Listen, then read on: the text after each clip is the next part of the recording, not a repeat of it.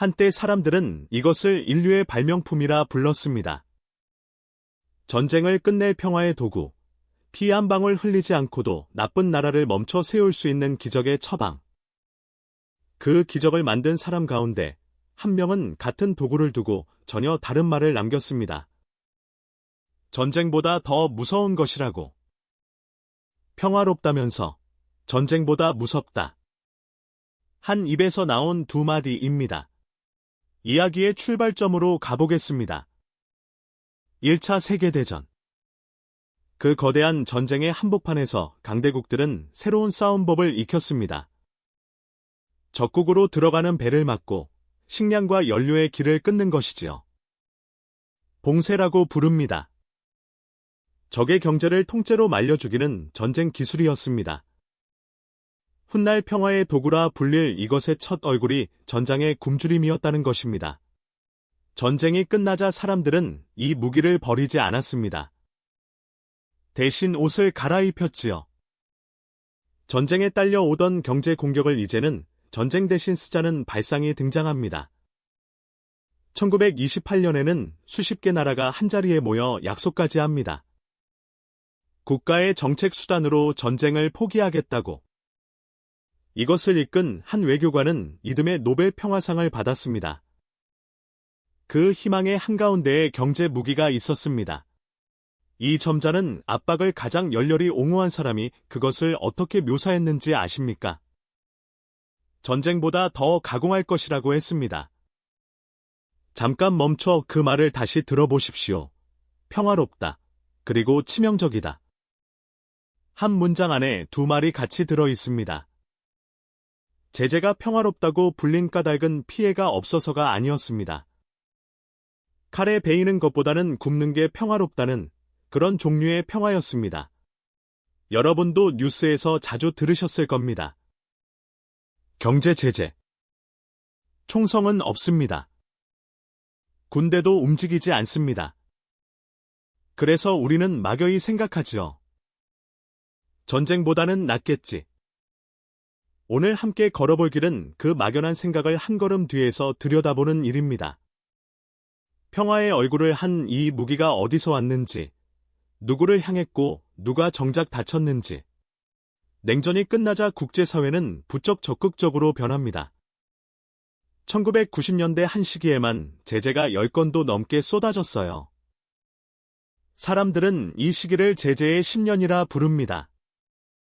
그중 한 사례는 거의 모든 나라가 동참한 촘촘한 경제 봉쇄로 기록됩니다. 문제는 그 그물이 누구를 가뒀느냐는 점입니다. 가장 평화롭다던 도구가 정책에 아무 발언권도 없는 가장 약한 사람들을 먼저 쳤다는 구조 말입니다. 더 기막힌 반전이 남아 있습니다. 약자를 친 그 제재가 정작 겨냥했던 강자는 오히려 살찌운다는 것입니다. 평범한 무역이 죄가 되면 물건은 암시장으로 숨습니다. 권력에 줄을 대거나 뒷돈을 찔러줘야 하지요. 바깥에서 누른 힘이 안에서 권력을 더 단단하게 굳히는 깃발 아래 결집이라 불리는 현상입니다. 국제정치의 거대한 판 위에서 벌어지는 일이 끝나는 자리는 한 어머니가 장바구니를 들었다 놓는 그 부엌입니다. 이쯤 되면 누구나 이런 생각이 들 겁니다. 약한 사람은 빼고 나쁜 지도자만 콕 집어버라면 되지 않나. 세계도 똑같이 생각했습니다. 그래서 1990년대의 참사를 반성하며 새로운 방식을 설계합니다. 이른바 스마트 제재, 표적 제재라고 합니다. 그들의 해외 재산을 묻고 여행을 막고 특정 물품의 거래만 끊는 식으로요. 좋은 생각이었습니다. 그러나 현실은 또 한 번 비틀립니다. 대표적인 예가 무기 금수입니다. 막상 해보니 무기의 흐름은 거의 줄지 않았습니다. 오히려 거래가 음지로 숨어들면서 암시장이 커졌어요. 금지하면 무기값이 오릅니다. 값이 오를수록 불법 거래상에게는 더 군침 도는 장사가 됩니다. 가장 좁게 개인 한 명의 이름을 명단에 올리는 방식조차 잡음이 끊이지 않았습니다. 똑똑해졌다는 제재가 그 똑똑함의 한계를 스스로 드러낸 것이죠. 가장 근본적인 질문이 남습니다. 제재는 정말로 목표를 이루기는 합니까? 1935년, 국제사회가 한 나라의 침략을 멈추려고 제재를 걸었습니다. 결과는 실패였어요. 단 한 품목에 뚫린 구멍이 평화를 지키려던 거대한 그물을 통째로 무너뜨렸습니다. 그 품목은 석유였습니다.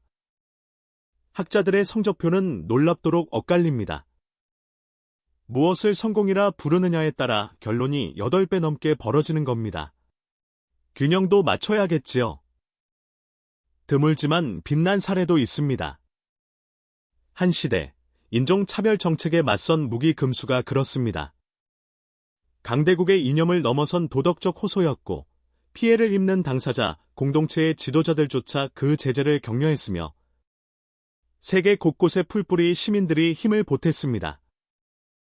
제재가 통할 때가 있다면 그건 이런 조건이 갖춰질 때라는 걸 역사가 보여줍니다. 처음의 질문으로 돌아옵니다. 제재는 평화로운가? 이건 평화도 전쟁도 아닌 그 사이 어딘가에 있는 무엇입니다. 그런데도 세계는 왜 이 도구를 놓지 못할까요?